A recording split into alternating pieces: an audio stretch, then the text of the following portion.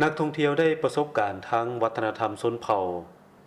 สเตียงและมือนงเวียดนามอยู่ทางภาคใต้ของเวียดนามในระยะต้นปีใหม่อุโมงค์ใต้ดินสมัยสงครามกู้จีนครโฮจิมินห์ได้กลายเป็นพื้นที่จัดงานบุญอันโดดเด่นได้ดึงดูดเอานักท่องเที่ยวทั้งภายในและต่างประเทศในแต่ละวันหลายพันคนซึ่งนักท่องเที่ยวบ่เพียงแต่เข้าเที่ยวชมสถานที่ประวัติศาสตร์เท่านั้นแต่ยังได้ร่วมสัมผัสบรรยากาศวัฒนธรรมดั้งเดิมผ่านหลายกิจกรรมตื่มอีกในนั้นบรรดากิจกรรมที่พ้นเด่นกว่าหมู่แม่นสัมผัสพื้นที่วัฒนธรรมสเตียงและเมือนง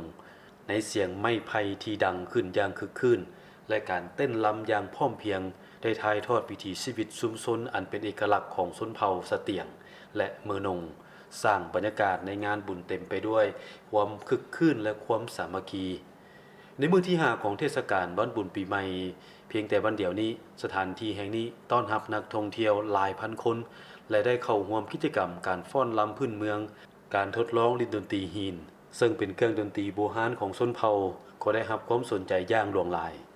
เสียงดนตรีดังก้องกังวานและมีเสน่ห์สร้างความรู้สึกแตกต่างใหม่แต่มีความคุ้นเคยเชื่อมโยงนักท่องเที่ยวและรากฐานวัฒนธรรมดั้งเดิม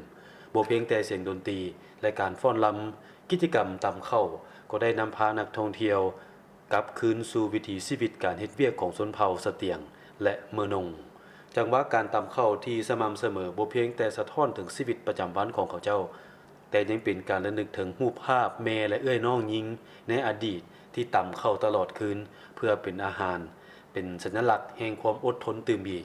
ท่ามกลางการดำรงชีวิตสมัยใหม่ทุกๆกิจกรรมอยู่เขตอุโมงค์ใต้ดินกู้จีบ่เพียงแต่ได้นำเอาความสุขในระยะปีใหม่